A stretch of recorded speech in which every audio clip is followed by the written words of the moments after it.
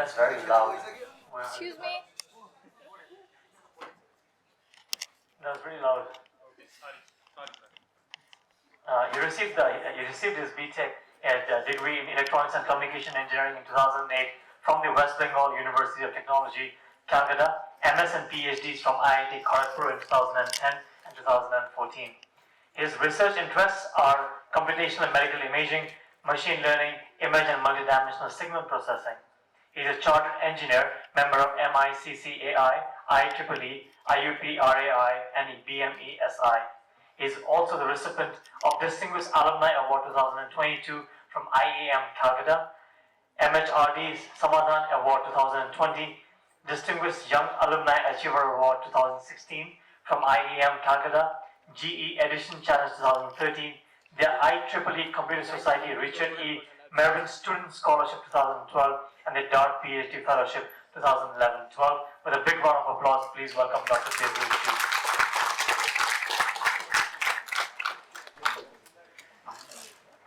Okay. Thank you for having me over here. First time in Nepal is pretty good, and then seeing a crowded room just right after lunch is also pretty exciting. Okay, so I'm going to speak about AI with limited resources. Okay, and although this is going to be a bit of show and tell, it's a storytelling way in which I'm going to present it. But these are practical problems which we have solved. A lot of them are currently into products. They get deployed, they're sold out, and one of the products itself has already sold out more than 20,000 units globally. So that's where I would come to it, more of to take a succession from the previous panel discussion. And most AI researchers, one of the biggest dilemma is about resource limitations. So let's get to address that one. So whatever I'm presenting over here is all gratitude to all of these multiple funding agency sources, whoever funded it at different points in time across for different endeavors, and there's a collective understanding which I would be sharing with you. Now, primarily, when you're looking into learning or machine learning, this definition by Tom Mitchell is what is the key over there. So what you need to understand is that you're dealing with computers. Is the first thing. You're not dealing with humans. As of now, although I mean, even if you delete the word computer over there and put on a human being, it would still mean the same thing. The definition doesn't change much.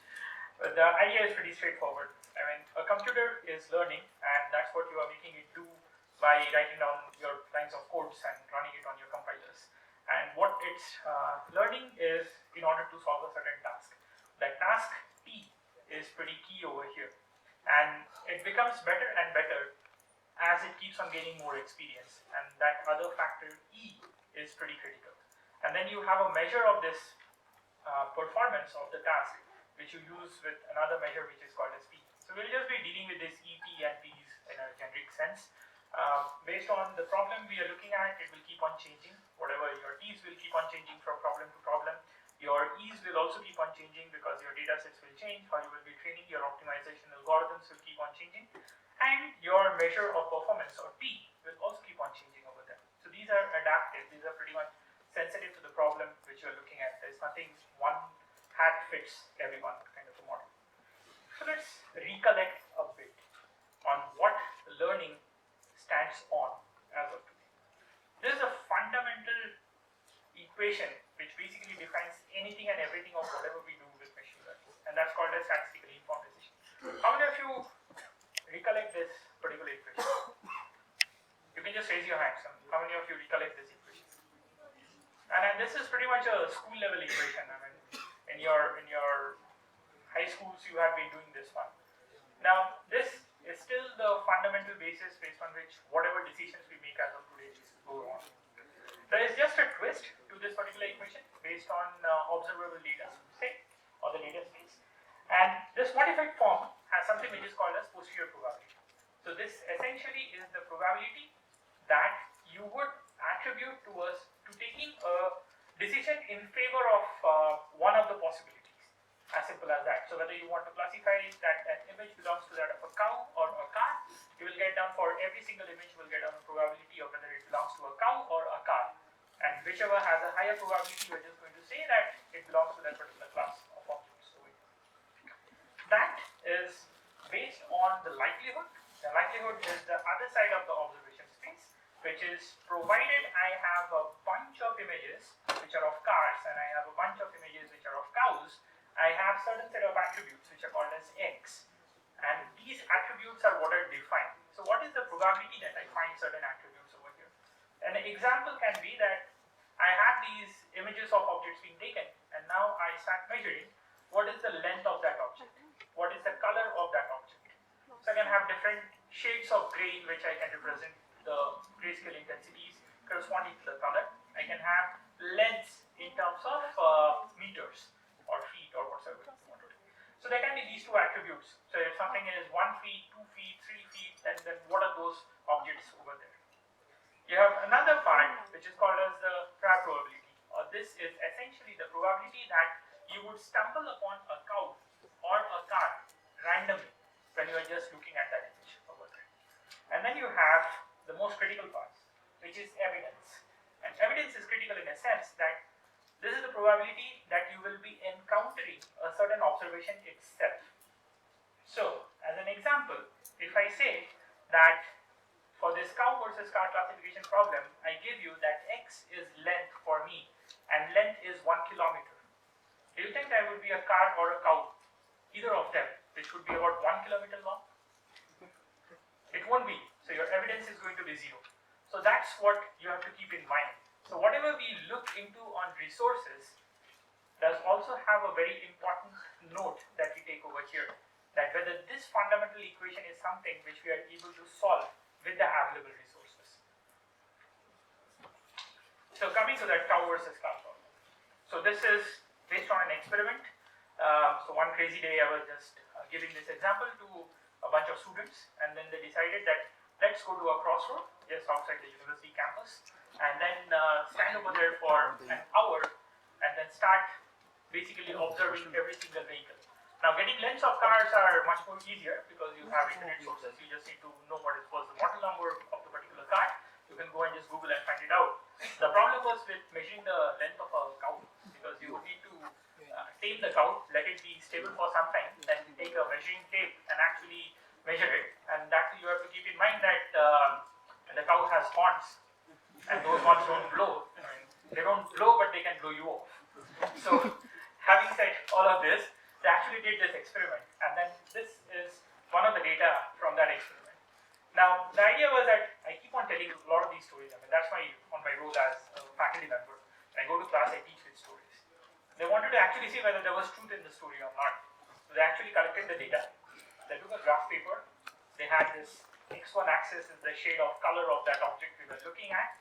So on a scale of 0 to 1, so 0 standing for perfect white and 1 standing for perfect black, you have everything back. And then you had x2, which was the length of the object, which was taken in centimeters, and then they had mapped it out over there. So I marked out exact values over there. I just taken only what is the representation for that purpose. And now they ended up solving this left-hand side equation.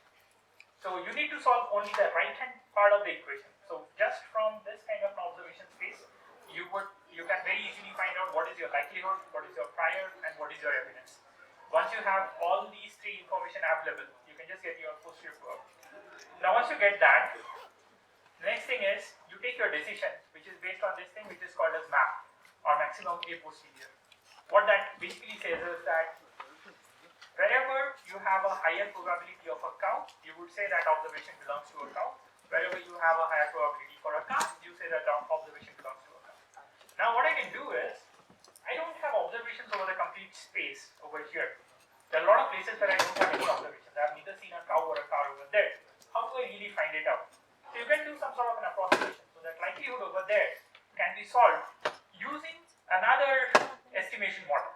So you can assume that the likelihood of all of that space is what is guided down by a multivariate normal distribution. You have a density model over there, which is the Gaussian density on a multivariate space.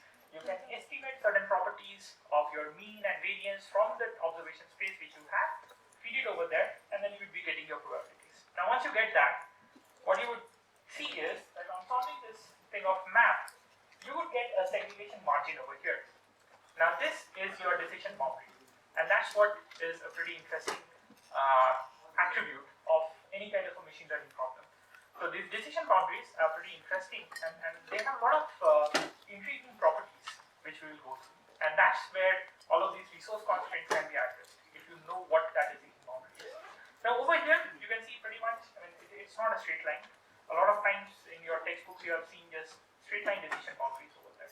They look pretty nice to solve, but then in reality you would have decision boundaries which are pretty much curved, as in over here. Now, there are a lot of challenges associated with these kind of decision boundaries. And let's look at one of them. Let's look into the case where you have a lot of samples. This is ideally what you always love. Huge data sets. You have all possible scenarios which are covered. If you have that, and say this is a hypothetical case which I'm demonstrating, then I would have a decision boundary which looks like this.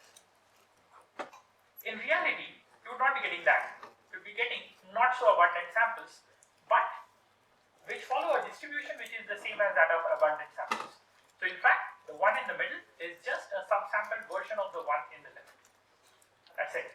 Now if you look into the decision boundary over here, you can pretty much fit this decision boundary. But then, this is not the only decision boundary which can be fit. You also have this as one of the possible decision boundaries. And now that raises another question. Should I choose this or should I choose this? So let me throw this to the audience. How many of you believe that this is a better decision boundary? This one. You can just raise your hand full high. Okay. How many of you think that this is a better decision boundary? Oh, great. Okay. So how many of you don't have any opinion? 1, 2, 3, 4, 5, 6, 7, 8, 9. Yeah, it's a good number of people. No. The one on the middle is a subsampled version of the one on the left. It was very simple. I just used the graph on the left. I copied it over there. I deleted some points. Nothing other than that.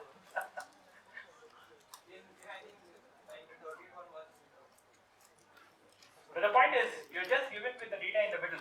You don't know what is there on the left. If you're just given with what is there in the middle, then which one are you going to choose? In fact, in real life, most of you would be choosing this. And I will tell you why. How many of you have already trained and used VGG nets? How many of you have used VGG net?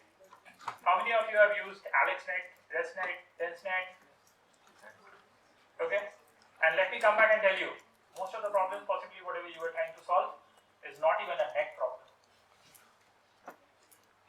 In most of your problems, you could have just written down by writing very simple routines on standard image processing taken from any textbook on image processing. Not even going all the way up to feature-based computer vision. So you are anyways biased towards this. The reason I asked you is you are biased. The moment you pick up, if your first hunch to solving a problem is to pick up a deep neural network, then you are anyways biased towards solving a problem with this thing. Because these are complex models. The more complex a model becomes, the more complex a boundary it will be starting to create over there. Now that I am starting to indicate that this is actually an easier problem to solve, and we should rather be making simpler models. So that should be solving one of the problems. Like you don't need a lot of constraints on resources anymore. If they are simple problems, they would just run on simple computers on your laptops and your projects will get over. But that's not so good, because if your projects get over, how do you buy out time from your supervisor? That's also the other side of the story.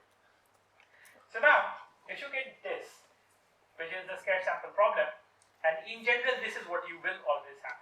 If you're trying to solve an actual problem in real world, build a product, this is what you will be encountering. And I said that this is what I would like to have. But then, this is also an equal choice. This also is a choice. This also is a choice. And each of them will give you the same performance measure. If you're just measuring error, all of these four combinations will give you an error of 0. They don't misclassify any of the points over there. Now what do you choose? Which one do you choose now?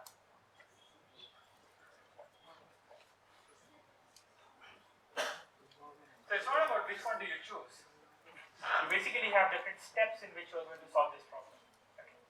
So between the left and the middle, which is from abundant samples to not so abundant samples, what we were trying to solve is what is the complexity of the model, or the order of polynomial a model is going to represent. Between the middle and the right, what we are trying to solve is for a given model of a determined complexity, and most likely the least complexity, what are the hyperparameters or system variables or state variables, whatever you call, which I need to actually choose out from the data. That's essentially what you're trying to solve. They are all different tasks, what we are looking at. So let's understand where this origin of this challenge is. So all of this lies within this whole function called as a likelihood. Now likelihood, as I said, you will not be having data across all the spaces. So you are still going to use some sort of an assumption model, or what we will call as a distribution model in order to do it. Now this distribution model is still a polynomial. It's just a polynomial over there. If you look into this equation, one thing is that the denominator, which is your evidence, has the same order of a polynomial as your likelihood. Can you tell me why? Why is that true? So say your likelihood is a quadratic polynomial, then your denominator or evidence will also be a quadratic polynomial.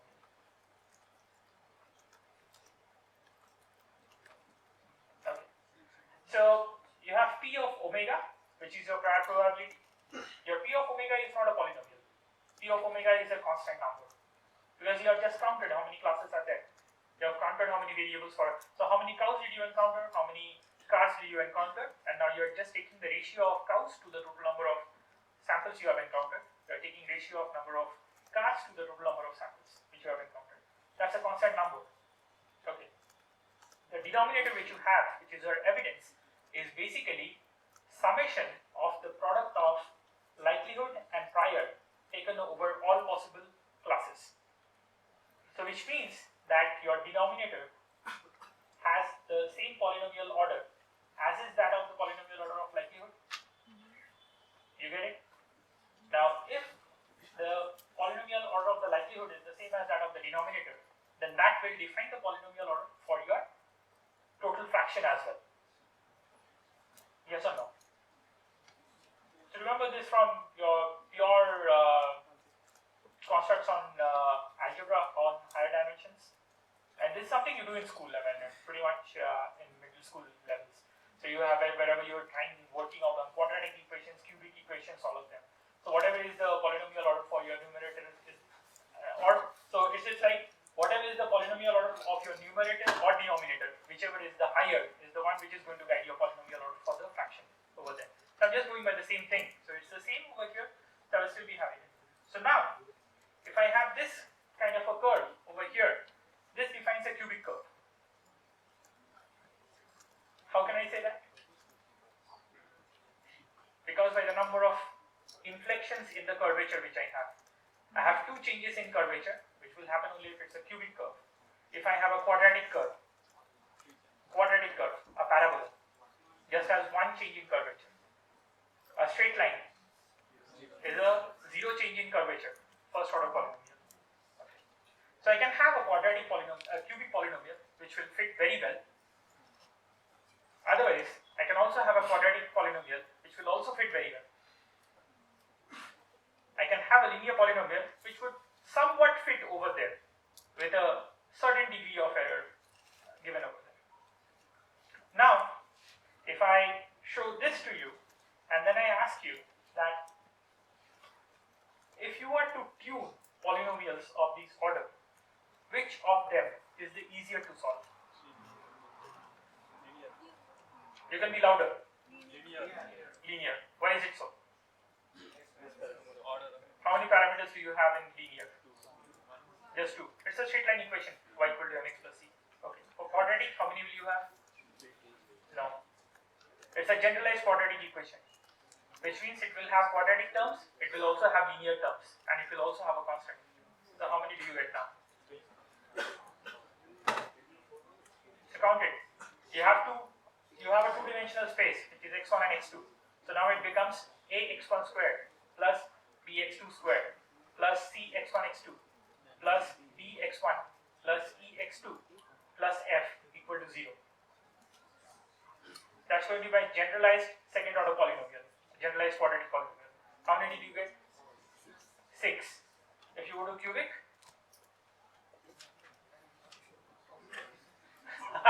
it's going to be obviously more than 6. 16 is what you would get down for a cubic over there. Now, one thing which is clear with you guys is that if I have a linear equation over here, it's easier to solve. Anything which is easier to solve for me as a human being is also easier for a computer to solve. Because we at the end of the day are going to write down algorithms. Things which we write in computer programs are first based on the first level of logic of how we as human beings solve.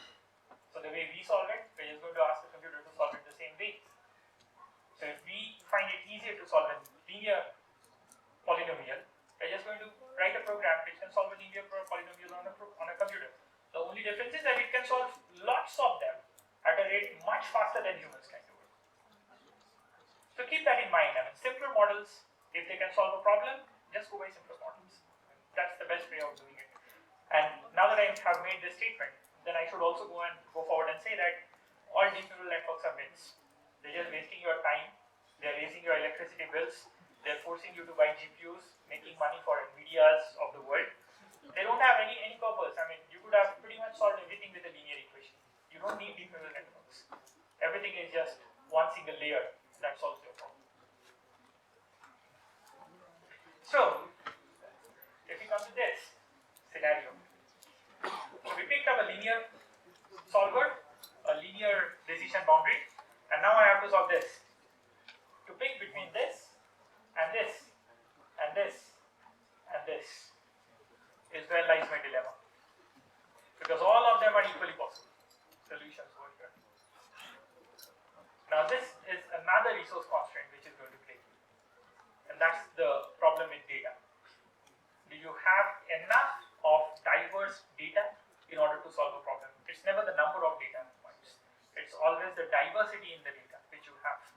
Whether is that rich in its entropy is the key point over here. So if you look at the history of how AI has really progressed across the ages, and initially everything was rule-based AI. A classic example of something which is still a rule-based AI are those 3 air conditioning modules over here. So, have you ever seen how an air conditioner works? There's one of the dumbest of the things which we still continue using in 2020. So there is a unit which is called as a compressor, which pumps out all the heat. And there is a temperature which you are going to set over here. There's a thermistor which is just going to sense what is the ambient air temperature. So say that, how much is it set over there? 16. Got it. I mean, so by the time that's coming down, it's already heating up and going up. Honestly, I mean, the air conditioning in this room is flawed. I'm not a thermal engineer, I'm just an electrical engineer, but even I can say that the air conditioning design in this room is flawed. I mean, there's a bit of flaw in the architecture of this room, honestly. I mean, those are not supposed to be put that high up, that's the flaw over there. But anyways, I mean, that's 16. So how it operates is simple. So, the heat pump outside, which is the compressor, that keeps on constantly pumping out heat. So as it keeps on pumping out heat, the temperature inside this room keeps on falling. So the moment it falls to 14 degrees centigrade, to 15 degrees centigrade, no, to 14 degrees centigrade, this will sense it and then stop. Because if you keep on still pumping, it will keep going lower, lower, lower. After some time, you will be at 0 degrees centigrade. And that's the same as your domestic refrigerator at home. 0. So you don't want that. I mean, you don't want to be frozen over here. Or do you want to be cryogenically frozen? You don't want to be. So it stops over there. And then it will just be circulating all the air. The outside pump is stopped. Eventually, because you are emitting heat, the air gets heated up and the temperature is going to rise. It will go to 18 degrees centigrade. The moment it goes over there, it again turns on the pump, the compressor over there, and the temperature keeps on coming down. So there is a rule. The rule is, whatever is the set temperature point, you go below that minus 2 degrees centigrade, stop the pump, keep it stopped until your temperature raises to 2 degrees centigrade above your set temperature point, and you keep on repeating. So, have you studied a subject called as control systems? Yes. Okay. So, what is this control systems called as? open loop. What mode of control? No, there's something called as a switched mode control versus sliding mode control. So this is a switch mode controller. You have studied everything about sliding mode controls, servo controls of motors and everything. Haven't you heard about servo motors? Speed control motors and everything? Okay. So now you have the technology, but still we keep on using air conditioning, which works on switch mode control. There's a different part of it. I mean, the economics for a servo mode control, the servo mode control air conditioning actually exists. And if you buy an air conditioning which is based on an inverter compressor technology, then that uses servo mode control, which is a sliding mode control. And that's something which comes from this second generation of how AI had developed, and where we started first seeing a glimpse of machine learning coming into it. Okay. So what it does over there is an inverter air conditioner actually doesn't have a pump which is pumping heat at a constant rate. So you can think of this one. How many of you ride motorbikes or cars? Huh? So when you want to accelerate your bike or car, you're just going to either push on the gas pedal or you're going to pull the accelerator, right? But if you leave the accelerator, so by definition, I mean it's called as an accelerator. So if I leave the accelerator, it won't accelerate. But if a body doesn't accelerate, I mean a body can have a non-zero velocity but a zero acceleration. But will it keep on moving forward? And you leave your accelerator, it would just decelerate, slow down, and stop. So even in order to maintain a constant speed for your vehicle, you still have to maintain enough of either pull on the accelerator or a push on the gas pedal, right? But how much you are going to do is something which comes from you. The decision is all about your parasympathetic nervous system guiding your hand or leg to do that enough amount of pull or push. That's the feedback loop. That's the whole feedback loop which is happening over there. Now, that same kind of a thing happens within an inverter AC. So there is a refrigerant which is moving. The volume of refrigerant, the volume flow of this refrigerant is what is controlled by a sliding mode controller. As an advantage over there, what happens is that within this kind of a control, you would see that the temperature keeps on varying between 14 degrees centigrade and 18 degrees centigrade. Now 4 degrees centigrade of a jump is lot. Humans can pretty much be sensitive to it. With a inverter AC, you would see that temperature rise and fall to be in a plus minus 0.5 degrees centigrade. Half a degree centigrade, we are barely sensitive to it. I mean anything less than 2 degrees centigrade of a change, we don't understand temperature changes, even body doesn't. So it has a 0.5 degrees centigrade. So if you look into precision refrigeration systems, the ones which are used for keeping vaccines, there the control is even better. So there the control is 0.1 degrees centigrade is at what they are able to control. Now from there, we have come all the way up to what we call as learning-based representations. A classic example of where this goes is image compression. JPG, have you heard of this term? Yes. File extension called as JPEG. Yes. So JPEG is something which is based on this. So what it needs to do is first it will find out what are my relevant features in order to compress an image, then make a decision on how many of those features will I be keeping in hand in order to really compress an image so that my decompressed image is of a good enough quality. And then comes from all of this of what we today call as deep learning.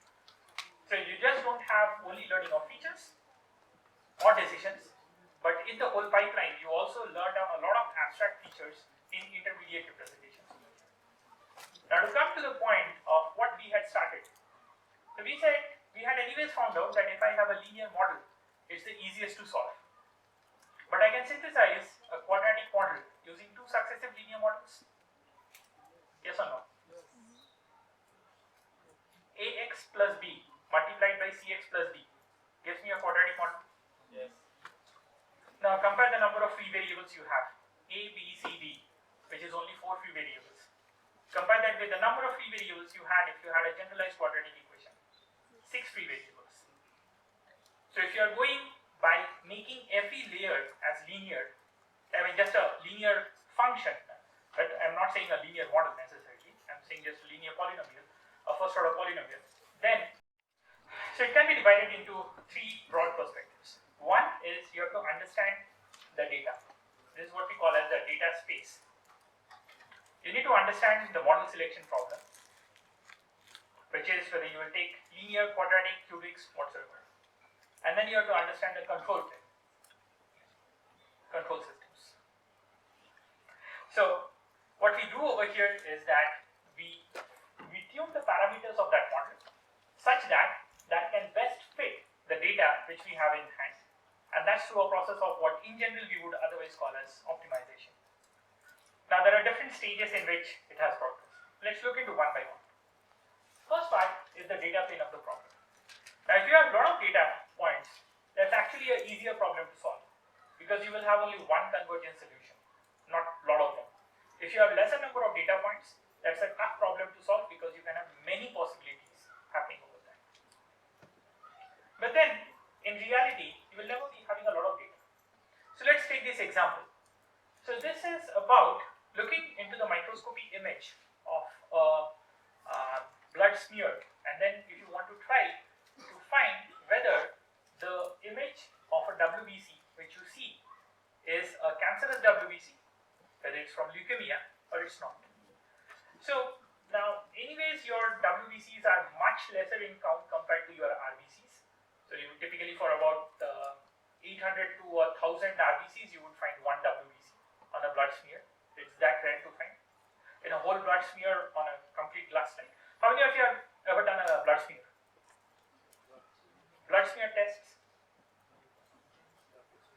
Right, sometimes these are random tests when they would pick a small hole on your finger and then a drop of blood on a glass slide, and then with another glass slide he just wipes it off, dries it in air and then takes it away. So in that whole glass slide, you might ever be able to encounter something 10 to 15 WBCs. They are so rare. And then if I ask you to create a data set of training models and like all the training data in order to be able to train a deep neural network or any of the pure models, maybe SVMs or whatsoever, in order to classify whether that is a cancerous blood cell or not, that's going to be even more tough because finding access to leukemic WBCs is even tougher. Now what can I do? So there are certain very interesting propositions over here. One is data augmentation. Now a cell, when you're looking over onto a cell, even if the cell is rotated or it's reflected or it's shifted anywhere, the pathological property of the cell is still the same. That doesn't change in any way. But then, for me, when I'm processing them, so whatever filters, whatever kernels, whatever triggers I'm finding them out, these are not rotation invariant. They are not scale invariant. They are not translation invariant. So they need to learn even if the image is rotated. So now that brings us to the point that why not have this kind of a augmentation and scaling up of the data, whereby you can keep on rotating, you can keep on flipping, you can do a lot of color jitters and chroma shifts, all of these kind of enhancements on top of it, so that the basic pathological property does not get confusing, and you can keep on increasing your data. So one of your problems of diminishing data is just gone in a GIF. It's just with your hands. I mean, what you need to do is call some Python routines, and you can do this flipping, rotations, whatsoever you want to do. So this is more of a art than science in any way. And there is one of the famous papers on data augmentation. It purely calls it as art of data augmentation. And because it's an art and not a science, so there is nothing like one rule fits all. Because now if I give you image of a cow, and you have to really augment this data set of cows versus car, and then you need more images of cows, please don't do a flip up down. How many times have you seen a cow like this in nature? I mean, that nature can even be on the streets. Have you ever seen a cow like this? So if you end up training a model with these kind of augmented images, you're actually inducing an unnecessary bias in your complete training. So models will start getting biased. So that's an ethics concern. So whenever you are doing this with augmented data, with synthesized data, you need to keep in mind that whatever you are synthesizing and augmenting, they need to follow down the basic rules of how they would naturally occur and how you would find the data naturally coming to them. Otherwise it doesn't work. The next problem which we deal with is addressing this model complexity issue. Now the easiest of them is definitely a linear. You go to a quadratic, it's tougher because I will have more number of free variables to solve. So a quadratic in general would have 6 variables. I just mimic it using 2 successive linears. I just have 4 variables. Similarly, I do it for cubic. I would see that if I do it with 3 successive linears, I just have 6 variables to solve as compared to 16. Now that's the scale difference which it starts coming over here. Now, that would mean that I need to be able to understand how to model a quadratic decision boundary problem to a successive state of linear decision boundary problems. So say that I have a hypothetical model which is something like this, where your green block, which learns the features, plots everything on this x1, x2 axis, and then your every single sample is pointed out to these feature points over here. So the blue block, which is your decision model over here, learns a decision boundary which is similar to the dashed red on this Cartesian coordinate graph which you have. Okay. Now what I say is, I want to bring in this kind of model, whereby I get another layer of abstract features which are in orange, such that the decision boundary for the blue block now becomes linear or a straight line. Which essentially means that I want my features which are getting fed to the blue block now to appear something like this. And if that happens, then I can have a linear boundary. Now can you guess and tell me that what should be the operation within that orange block of learned abstract features which will convert a representation from the left side kind of a representation to the right side kind of a representation?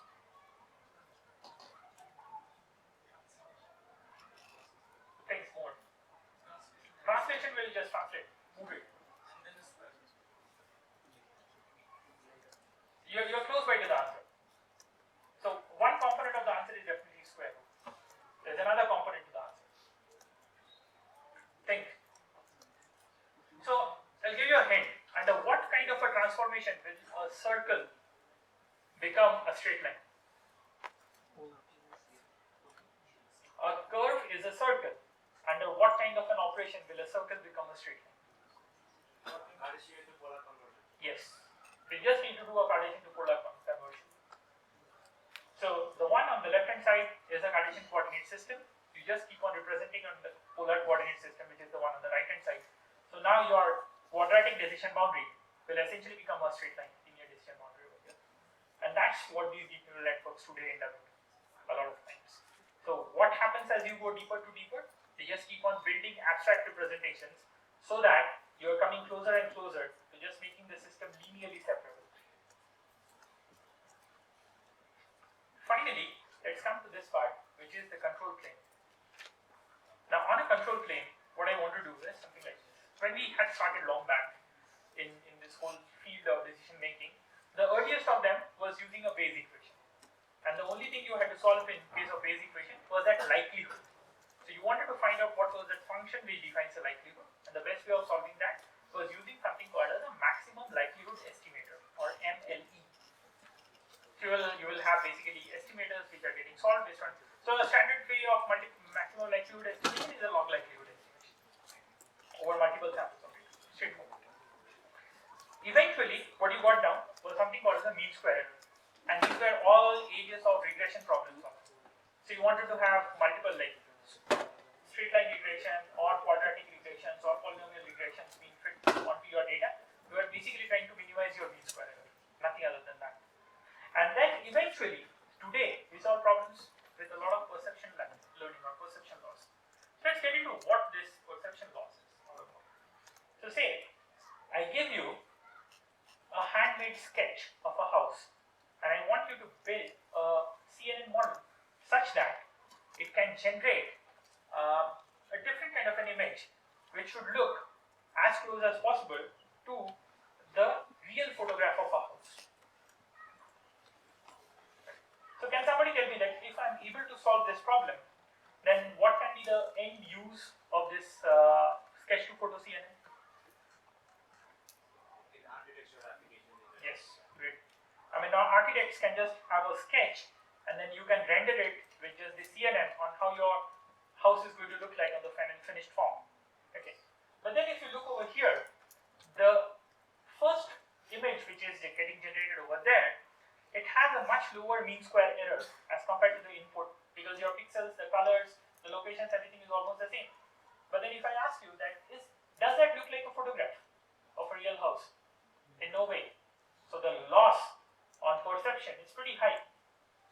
On the other side, if you look into this other image, does it look like a photograph of a real house? Yes.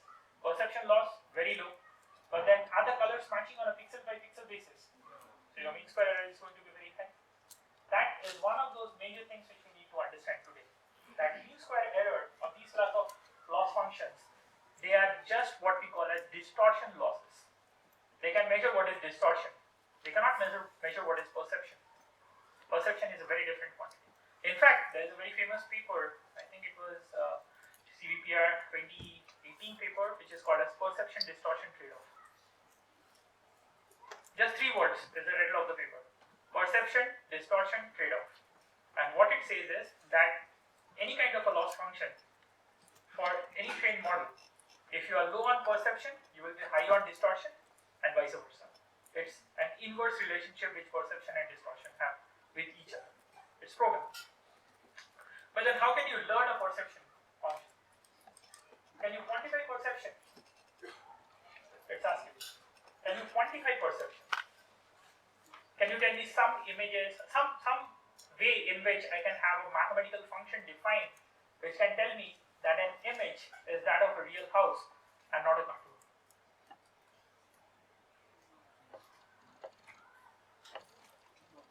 Can there be a way? Maybe we can see because there is an image like classifying actors that gives houses, and by hours only you can delete their house, you can like correlate that to the perception or something. So you still don't have a mathematically well-defined function. What you're saying is that you will use another neural network in order to solve this problem. And that's what we exactly do. So what I now have is a model called as a discriminant and neural network. It's just a neural network. What I ask it to solve is a very simple thing. I give it always a pair of images. One of them is a real house image, another is what the model is generating. And then ask it to find out which one is real versus which one is fake. Okay, so it just has to do a switching over there, saying that whether it comes from source 1 or source 2. I know whether I'm sending an input from source 1 or source 2. I want it to predict whether, I want the model to be able to predict whether it comes from source 1 or source 2. And that's the only task which it is solving. But while it learns to solve that task, what it is doing is that if it becomes better and better, and you have some sort of a message passing going from the discriminator to the sketch to photo, what I'm going to tell the sketch to photo guy is that, see, that discriminator over there is now becoming really good in order to be able to identify which is a real photograph versus which is a sketch. So if it becomes really good in order to be able to identify which is a sketch, then you are not able to do your job good, because it's able to identify a sketch from a real photograph. So you have to solve the problem. So that's when the sketch to photo CNN will start updating its own weights, so that now it starts generating models which look closer to a real photograph, and by way of doing that, you are trying to minimize your perception losses over there. So it's an indirect way of solving where I don't know what is the exact mathematical function, but now I use another model to learn what may be the nature of that mathematical function. So that's where we stand today. But while we stand on top of all of them, we have these multiple paradigms in terms of resource limitations within AI, or AI with resource limitations. And when I say AI and resource limitations, this AND is a binary AND. So in some cases this AI is limited, in some cases resources are limited, not necessarily resources to run AI. In some cases these are even resources within our daily lives. So there would be 8 such paradigms which I'm going to do through my storytelling. One of them is that you have access to limited amount of data, limited amount of labeled data. But then you have a lot of weakly labeled data, and which is abundantly available. Can you make use of this humongous amount of weakly labeled data in order to solve a problem? Next is much forget labels. You don't even have labels. Nothing called as labels exists. Can we generate more amount of training data? And when I say training data, this is not generating data for training deep neural network models. No. Because my philosophy is that if I'm going to use a deep neural network to generate more amount of images which are going to be consumed by another deep neural network to be trained, let's cascade both of them, connect it end to end, then I will be able to solve the problem with limited amount of data. I don't need to generate data first and then again feed it and train another model. I can do it the other way around by just doing it. This training over here is for training human beings. So this is one of those cases where we were trying to generate data for training of medical graduates. Doctor of Medicine in Radiology.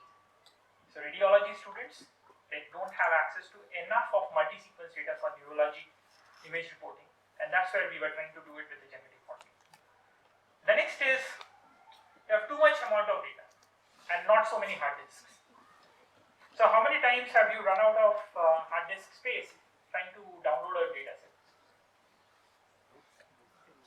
Nobody? Who has? How many of you have run out of hard disk space downloading a data set? Yes, you are solving the real problem. You are in the real problem, you are not yet solving the real problem. You are in the real problem. So that is also one of these things which we look into, which is that your resources are no more data, but your resource is now the compute device on which this has to be stored. We will take a little detour over there and try to find out a cute looking model, and you can define whatever is your cuteness index of a model over here. That can be a small model, less energy consuming model, less number of mathematical functions inside, less number of time hyperdomains whatsoever is your cuteness index. So apparently it turns out that you can have several models which can solve the same task with the same efficacy, but they can have different degree of speed, convenience, energy consumption, space occupancy, and all of those. We'll take a small detour and I will give you something which is what we call as polymorphs of neural networks. So neural networks have a lot of polymorphs and how they look like. Then we'll come to this point on what we are doing with super resolution microscopy in order to improve speeds of robotic microscopy applications, and this was essentially for delivering healthcare in low resource countries. And you are in a low resource country. I mean, you are in Kathmandu, it's a blessed area, you have access to path labs, MR centers, I don't know, I mean, just from the hotel to this particular place, I just came across some 10 scan centers by now. You have pathology labs, MR, CT scans, everything just accessible. But then imagine somebody who is just about 30-40 kilometers on the east or west from Kathmandu. And what is the accessibility? They won't have, I mean, the only thing is, even if you want to get a malaria test, possibly you have to come to Kathmandu. This is what's the scenario? I mean, that's everywhere. That's in India, that's in most of the parts of the world. I mean, the larger amount of land mass wherever is located, you have this problem. So you have to get down technology interventions to solve. So I'll tell you the story around this one. This is like from a microscope which would be able to scan something like 16 slides in a working day, which is 8 hours that you operate. We made it 4 times more faster, which meant that now it can do 64 slides in a day, which was essentially the number of slides which typically come down to some sort of a rural hospital to do it. And then there was nothing done on the mechatronics inside a microscope. It was just a pure AI intervention over there. Next is understanding dimensionality deluge. So you have data on lower dimension. You want to be able to understand how the data would look on a higher dimension. So this is a pure case of physics and deep learning coupled together, and how we were trying to build simulators for 3D data when we had access to only 2D data for imaging solutions. Then comes down the issue with availability of low amount of compute, and if you transfer your data, then your privacy also becomes low. So how do you really solve it within a federated learning framework? And then finally, can you avoid global warming? Nobody really thinks about that, but let me just ask you this very simple question. How many kilowatt hours of energy units have you consumed for training your deep learning models till now? Okay, what was the largest instance on a Tesla K K40 GPU which you have run till now? For how many hours have you run so how many of you have used Google Colab? Okay, everybody. What was the longest spool time of a job on Colab? 3 hours, 4 hours? 4 hours? Okay. So, Tesla K40 is the standard GPU which you would have, Tesla K40 or a Tesla K80. That's a 250 watt guzzling power machine. So, which means that in an hour it would have consumed 240 watt hours. In 4 hours, that will make it 1000 watt hours, which is 1 kilowatt hour or 1 unit of electricity. So, what is the cost of 1 unit of electricity in Nepal?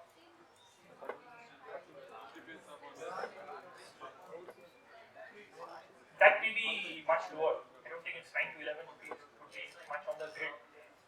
Around 10 on the grid, or is it a subsidized rate? Yeah, that's what I'm asking. So say that in a month, if you end up consuming something like 400 units of electricity, then it won't be coming for that lower slab. Okay. So if it is 11, so then 4 hours of your Google Colab workload just consumed 11 rupees. Have you ever thought of that? Does it resonate in your mind? Like 1 hour of Google Colab is 11 divided by 4, whatever that is, 2.5 rupees. Now start thinking. So how many such Google Colab instances have you started using till now? For how many hours have you used? That is the amount of electricity you have consumed. And electricity is a very polluting resource. Most of it is thermal.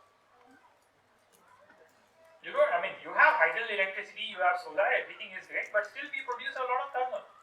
I know the scenario within Nepal because Nepal buys electricity from India, and most of the electricity which is sold off on the grid to a foreign country in India is actually produced from coal. And fun part, we don't even produce from the coal which we generate from our mines. That's a coal which is imported from Australia all the way, because that's a higher thermal capacity coal, so it has more amount of heat which it can generate. So that they are certain trivia, but then because you're burning coal, you're leaving CO2 out over there. So imagine this, if you were not going to use a Colab instance, there won't be a demand of electricity, there won't be an equivalent amount of coal which was getting burned. So you contributed to greenhouse gases. So don't think like you are writing software codes and that is a very green thing. It's the most deadliest thing. See, you have these lights, they glow, you have light energy coming out. Okay. You have a motor which is going to consume electrical energy to mechanical energy. From there you have something which is getting created. With these computers, it's a 100% efficiency heater. All the electricity which goes into a computer comes out as heat, hot air from these cooling pads over there. So your computers are 100% efficient heaters. Whatever you are doing, one is you are heating up the environment and you are contributing a lot of the CO2. You need to be really conscious about that.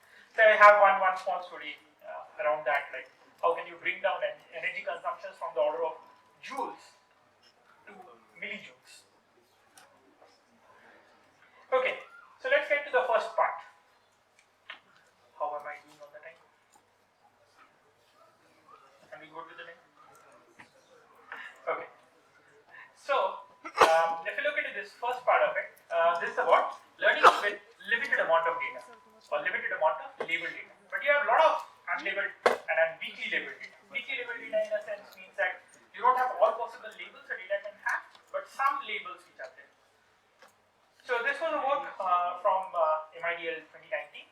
We're trying to create one single model which can do all retinal structure segmentation, so which is retinal vessels, optic disc, optic up, any pathology and everything over there. So what we wanted was something like this. Build a semantic segmentation network which can segment anatomical structures, which is essentially optic disc, optic up and the retinal blood vessels, and can also find out pathologies like edema, soft exudates and hard exudates. And there's a sort of like a ground truth label for the corresponding image on the left hand side. So this is what I want. This is the problem statement which we placed on. I thought of putting this like problem statement kind of a thing, so that it's more relatable to students and not put it down in terms of how you would have ended up writing it in a paper where it would have, there is a lemma. There is a first principle which we assume, then there is a lemma which is defined, then you have certain number of corollaries, and then you go on to prove your lemma and corollaries over there. I'm not going to get into that.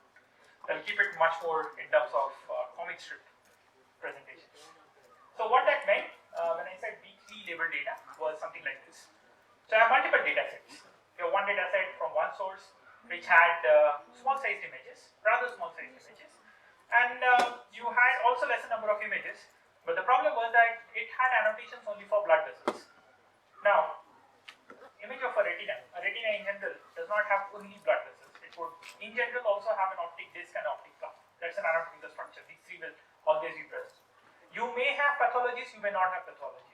So that can be a missing thing. But definitely you will always have an optic disc and an optic cup.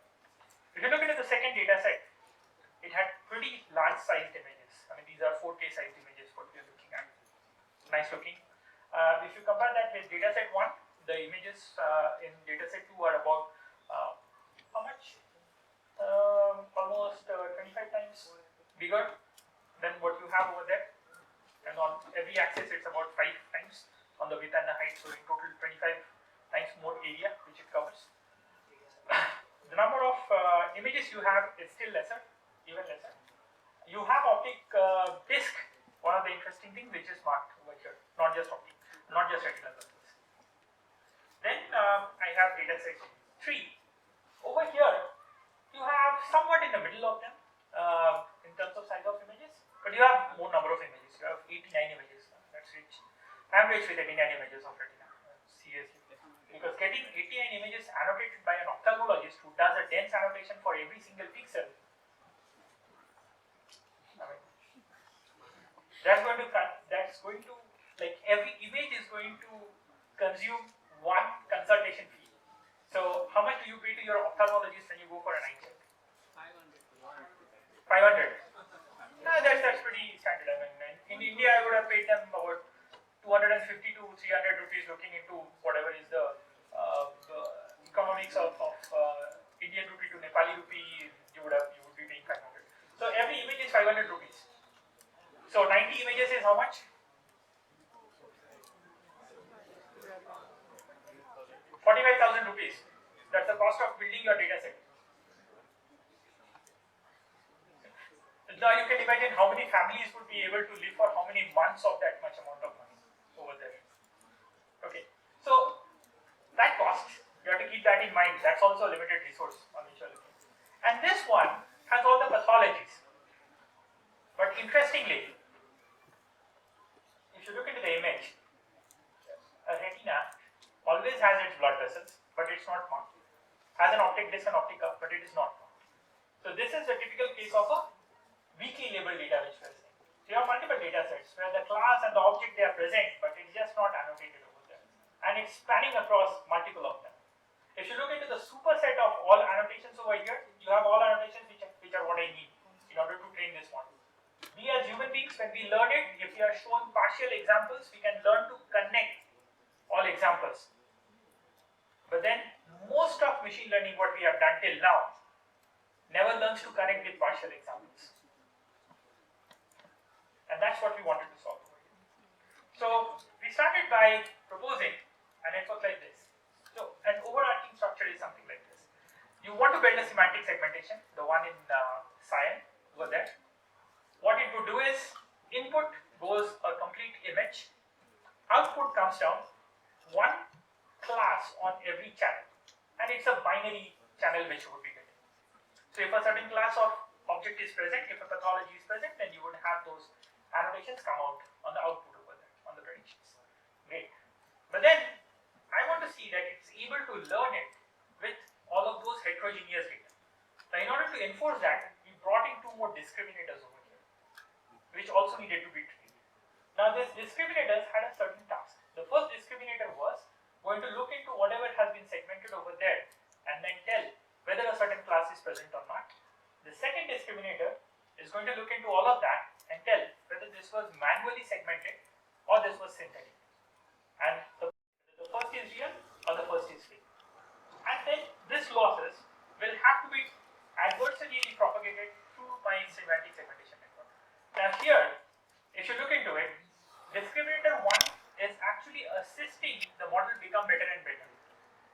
So if my discriminator 1 loss is going down, then my model is becoming better and better. That's the reason why you would have the same kind of a loss getting back propagated. If you look into this adversarial loss function over here, nabla of LADB, that is equal to alpha 1 times of nabla B1, which is the loss of the discriminator 1. But then you want the discriminator 2 to start failing in its decision, because only if you are able to generate things which look very closely to that of real, your discriminator 2 is going to increase its loss, because it cannot now distinguish between what is real and what is fake over there. So that's how we ended up solving this, and then you end up getting results which look like this. So the first row of results over here is you had an image from a data set which had annotations only of blood vessels.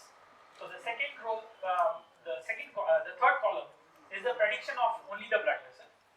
The fourth column is the prediction of the class which was present. So an optic disc is present over there but was not annotated, and the model is able to predict.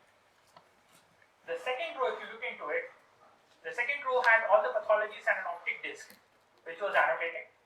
In the third row, in the third column, you are able to see the predictions. In the fourth column, you are able to see blood vessels which were not annotated and yet predicted, because it learned that model, that information on how to understand a blood vessel from the first data by solving this. Now, this has a lot of implication in terms of diagnostic healthcare delivery. So look into this last column over here. So this, in 2019, when we published out this paper, the most contending thing at that point was deep vessel from DeepMind. So when you look into deep vessel, a problem with deep vessel was that it systematically would over-predict vessels around the optic disc, because you have a shadowing which happens over there, and that shadowing becomes pretty dark red in color. So if you go over here, you can see that this is, it looks as if there is a thin vessel over here. That is what it is over-predicting. But in reality, there is no vessel. I mean, when you look into the ground truth, our model was able to do the same thing, that it's not getting into that trap of this prediction. And the reason is because now it has learned separately how to predict what is an optic disc.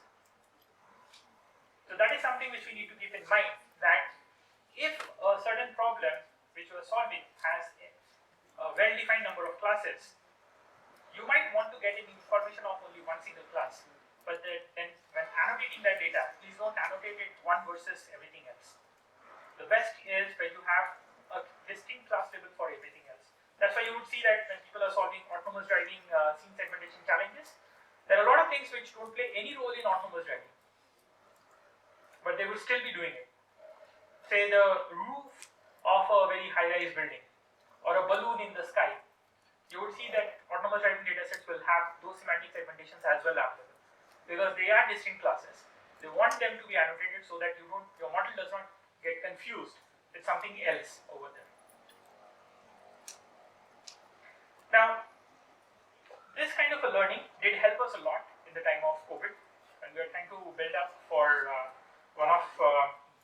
it was basically a program with the government where there weren't enough of radiologists, and the rate at which we were having CT scans being done, we were asked to do a pre-screening on all CT scans which were getting done, so that you can have a pre-report generated for a radiologist. So what it meant is that for COVID screening, what you needed was where is it located and what is the amount of burden in an anatomical location. So lungs, if you know them, lungs are divided into multiple lobes. So you have total 5 lobes in which a lung is divided, and you need to find out what is a burden or where that particular infection was there. So you had basically groundless opacities and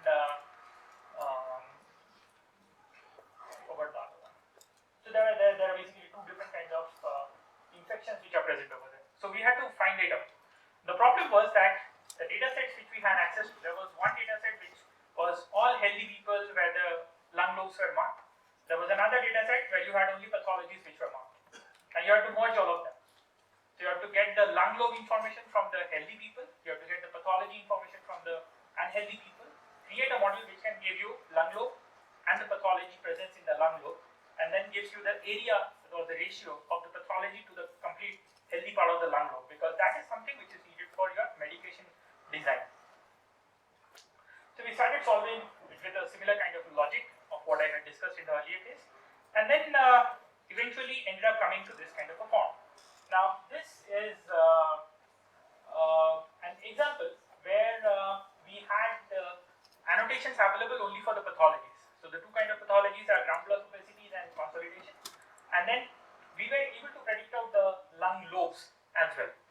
this one, which was not available in the annotations.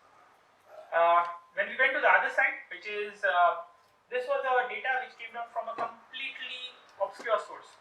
So from the two different data sets, it wasn't image which came from the held out set. This is something which came from an actual hospital out over there. We did not have any annotations or anything. This was a pure prospective deployment of this piece of algorithm which was working. And then you see what comes at the end over there. You have your ground glass opacities, consolidations on a lung lobe manner, and with a complete thing which is given out. So there is this company which was called, which got acquired by another company called as Inference, and they had actually used part of this API which we had completely built up into that. And then in the peak of the COVID season, a lot of radiologists within India were actually doing that. So you would have the scans, you would upload the scans, you get down a complete report, and all of these segmentations are the DICOM file, and you can just play and see. That made reporting much more faster. Next comes this other problem where I said that you have limited data, you don't have any labels for it, and we wanted to generate more data for training. And this training was, we wanted to train radiologists with this data. So the idea was we wanted to create missing pulse sequences in MR. Now, how many of you have any working idea of MRI? 1, 2, 3, 4, great. Okay. So MRIs, one is it's used for soft tissue imaging, and a larger part of it is for neural imaging as of today. If you have strokes, you would be like doing a lot of MRs. But then for strokes, you have very specialized sequences. You just don't do a T1 and T2. You would do perfusion imaging, diffusion imaging, each of them coming out, and for every single sequence which you do, you would need another additional 30 minutes. So imagine that if you have to do 7 sequences, you are basically going to take 3.5 hours of a patient inside an MR scanner. Not possible. The guy will just get claustrophobic and have another stroke over there. So I'm telling you reality. Ever try getting elderly people in your family to an MR scanner, and you will understand the agony which they face. So what we wanted was that we wanted to build these kind of generative models which can simulate sequences which are not present in the original data.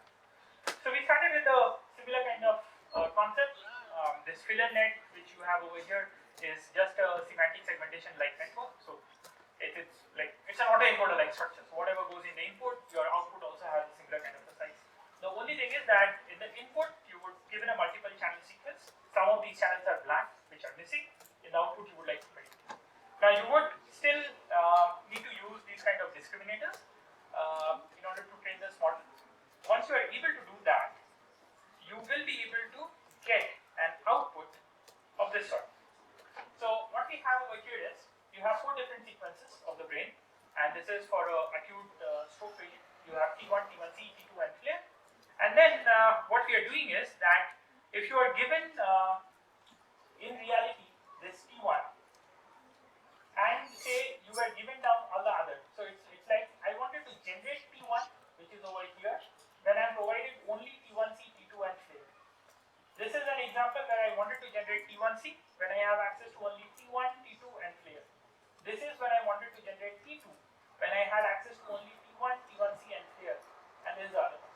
So if you are not using this discriminator, then you can pretty much see that it does not have convergences in terms of this lesion area is not so prominent and promiscuously coming up over there. When you start having these discriminators, you would see that the lesion area starts getting represented properly in each of them. Now, this was really pushing it to a complete limit, but what we did is that you have 4 sequences. So how many possibilities in which things can be missing? You can have access to either one sequence. You can have access to any 2 sequence. You can have access to any 3 sequence. These are all the possibilities. So we started actually doing it with all of those possibilities. So the first one is that I have access to T1C, T2, and flare, but I don't have access to T1. I'm predicting it out. Over here, I have access to T1, T2, and flare, but not to T1C, and I want to predict it out. So this is the whole gamut what we wanted to prove. And this is something which works in real life as of now. We are working on another level of this one where we are trying to get down these kind of MR images from CT images, which is even a more tougher problem for neuro actually. But that solves a larger issue for lower income countries. So how many MR scanners do you have in Kathmandu?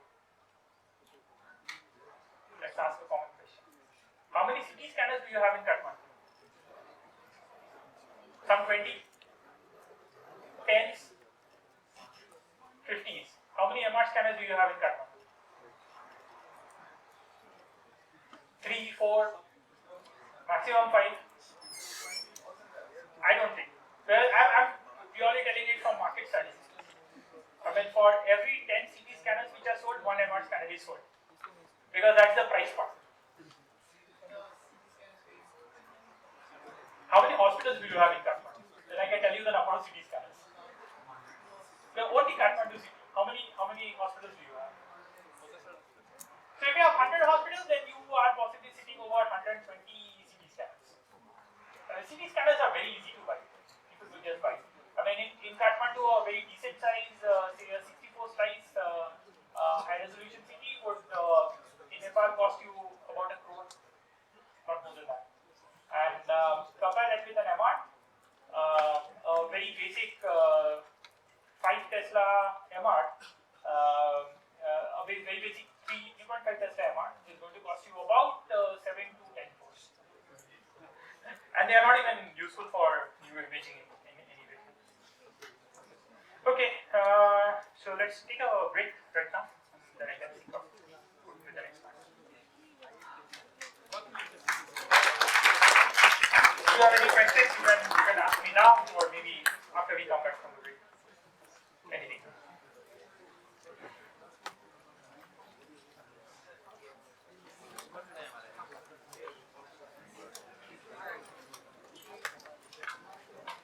Be back in the hall by 3:40. Thank you.